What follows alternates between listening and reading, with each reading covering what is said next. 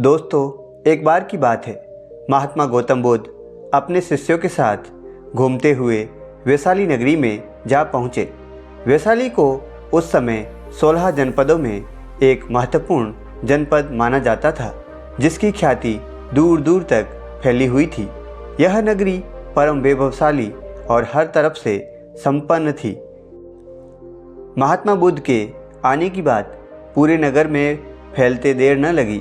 जिसे जब पता चलता है वह तभी उनसे जा मिलता है और उनके उपदेश सुनकर खुद को बहुत भाग्यशाली समझने लगता है। बुद्ध का चरित्र ही ऐसा प्रभावशाली था कि उनसे प्रभावित हुए बिना कोई नहीं रह सका। उस नगर की गणिका और राजनर्तकी आम्रपाली भी बुद्ध से मिलने की इच्छुक थी। वह खुद महात्मा बुद्ध के पास चलकर आई और उन्हें अपने घर भोजन के लिए आमंत्रित किया। उसने इतने सरल और प्रेम भाव से बुद्ध से विनती की कि बुद्ध उसे मना नहीं कर सके। जब यह बात उनके शिष्यों को पता चलती है तो शिष्य बुद्ध से नाराज हो जाते हैं। वह कहते हैं, आपने एक गणिका का आमंत्रण कैसे स्वीकार किया? महात्मा बुद्ध ने बड़ी सरलता से अपने शिष्यों से कहा, मैंने तो उसकी प्रेम भावना देखी। उसने जिस भावना से मुझे बुलाया है वह बिल्कुल पवित्र और निश्चल था। वह आज मुझसे मिलने एक गणिका बनकर नहीं बल्कि एक भक्ति भाव लेकर आई थी।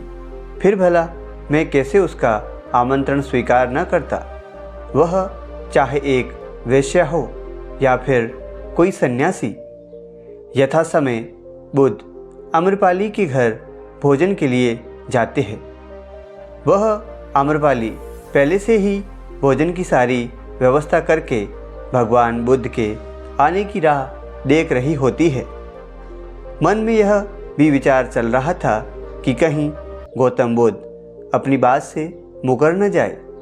इतने बड़े सन्यासी भला क्यों एक वेश्या के बुलाने पर उसके घर जाकर भोजन करेंगे? परंतु जैसे ही आम्रपाली ने बुद्ध को अपने घर आते देखा, उसकी प्रसन्नता का कोई ठिकाना न रहा। वह दौड़कर दरवाजे पर आई और भगवान बुद्ध का स्वागत किया।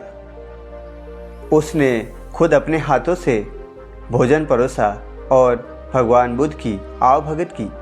महात्मा बुद्ध के शिष्यों ने जो उनके साथ आए थे, जब एक वेश्या को, जिसके कदमों में खुद सम्राट बिंबिसार से लेकर अजात शत्रु थे, पूरा वैशाली जिसकी एक झलक पाने के लिए तरसता था, उसे एक सन्यासी के लिए ऐसा व्यवहार करते देख बुद्ध के शिष्यों के मन में अपने गुरु के प्रति सम्मान और ज़्यादा बढ़ जाता है।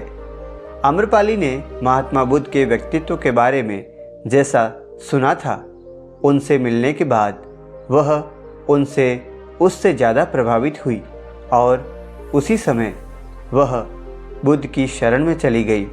अपनी सारी संपत्ति वह बौद्ध मठ के नाम करके आजीवन भिक्षुणी बन गई। दोस्तों, कैसी लगी आपको ये कहानी? अगर अच्छी लगी है तो वीडियो को लाइक और चैनल को सब्सक्राइब ज़रूर कर दीजिएगा। धन्यवाद।